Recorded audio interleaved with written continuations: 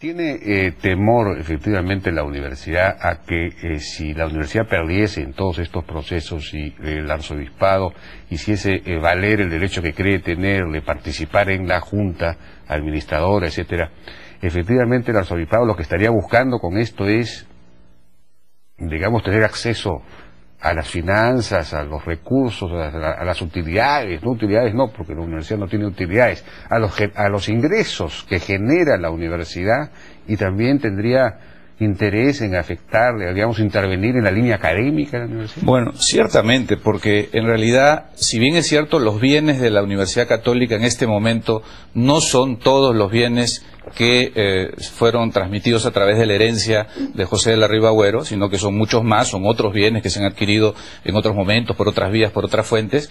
Lo cierto es que si la Iglesia Católica, a través de su designado en la Junta Administradora, participara en las decisiones sobre qué hacer en estos bienes, indirectamente estaría participando e incidiendo en las decisiones administrativas de la universidad. Fíjese usted, el Fundo Pando... No, pero digamos, la pregunta es si es para beneficio del arzobispado, es decir, el arzobispado, digamos, el temor que de alguna manera se trasunta en las expresiones de algunos, digamos, directivos de la universidad, es que el arzobispado pretendiera de alguna manera pues captar algunos de estos fondos, beneficiarse con estos fondos. No puede captar fondos, pero puede hacer algo más grave, ¿no? Que es incidir, participar en las decisiones administrativas de la universidad, en la libertad de la cátedra, en lo que se hace en el fondo. Por eso permítame usted continuar con el ejemplo de lo que ocurre en el Fundo Pando. Ajá. El Fundo Pando es uno de los bienes de la herencia de Riva Agüero. Ya. Ahí se ha construido el campus, están los edificios de la universidad, pero ese terreno es parte de la herencia. Si la Junta Administradora tuviera que decidir sobre lo que ocurre en ese terreno, entonces tendría que, por ejemplo, serle consultada sobre si se construye o no una nueva facultad. Tendría que serle consultada sobre quién ingresa al Fundo Pando, sobre qué personas, sobre qué condición profesional o familiar tienen que tener las personas que participan y poseen el Fundo Pando.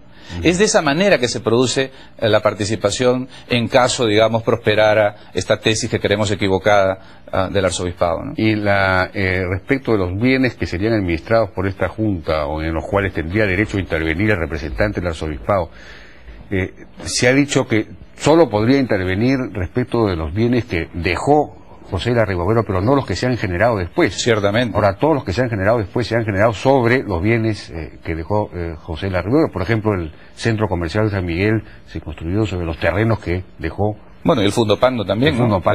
El campus principal de la universidad se levanta sobre el terreno que fue materia de la herencia. Pero digamos, ese campus, esos edificios ya no serían materia de esta administración. Por supuesto que no, porque esos no son bienes de la herencia. Los bienes de la herencia son los que constan en el inventario de bienes que se hizo cuando falleció Riva Agüero, ¿no? Y en definitiva, no sé si usted puede resumir rápidamente el argumento jurídico que les permite a ustedes decir que este fallo del tribunal invade, digamos, atribuciones que no le corresponden. Sí, mire, yo, si me permite resumir, la universidad cree que el fallo tiene dos grandes problemas, ¿no? Que hacen de él un fallo ilegal, un fallo contrario a la Constitución, por cierto, y que la universidad lamenta que después de 3 años de proceso de amparo lleguemos a esta situación. En primer lugar, a lo largo de este proceso han habido muchas irregularidades, pero una de ellas, la más grave, es que en realidad ya la universidad contaba con una sentencia favorable en la Corte Superior de Lima. 3 vocales de la Corte Superior habían resuelto a favor de la universidad. Pero ¿en qué tema? El tema principal, que era que el señor Muñocho no interviniese en los asuntos de la administración de los bienes de la herencia. Y sobre esa votación de 3 vocales de la 8ª Sala Civil se produjo una discusión. Otros 3 vocales dijeron que no tenía la razón la universidad, pese que ya los primeros habían votado a favor. Ese tema, que era fundamental, porque en opinión de la universidad ya existía sentencia. ¿Había un empate entonces? No, porque los 3 votos a los que me refiero fueron primero. Se habían completado los primeros 3 votos, con lo cual ya había sentencia. Así lo denunciamos. Entonces, ¿por qué no? Bueno, porque interpretaron que en realidad el tercer voto no era exactamente igual, que había un detalle. Ese tema, que es algo complejo desde el punto de vista procesal, lo denunciamos ante el Tribunal Constitucional.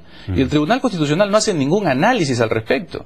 Dice que ese tema de los votos más, votos menos, es un asunto interno del trámite en la Corte Superior que no involucra derechos constitucionales. ¿Qué más puede estar vinculado a los derechos constitucionales? ¿Usted lo denunciaron dentro de este mismo amparo? Por supuesto, y en la sentencia que usted habrá leído, al referirse a este punto, dice que todo está perfecto, que no tiene nada que opinar al respecto porque es un tema de trámite interno en la Corte.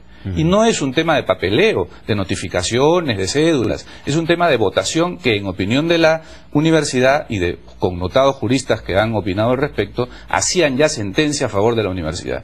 Eso lo vamos a denunciar ante la Corte Interamericana y vamos a continuar con un reclamo que en ese punto, al menos, ofende lo más valioso de una democracia, la cosa juzgada. Y en segundo lugar, en el tema... Ya era sentencia. Ya había sentencia sobre ese tema. Todavía no se había... Claro, la Corte Superior no lo había creído así, por eso nosotros reclamamos al tribunal que arreglara ese tema, que anulara lo dicho por la Corte.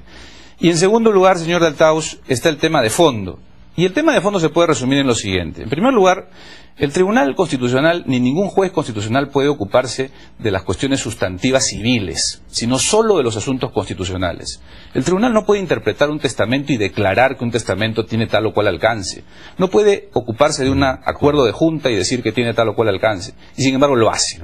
Si usted me permite 30 segundos, en el tema de fondo, fuera de esta intromisión indebida del Tribunal, está el asunto de la propiedad.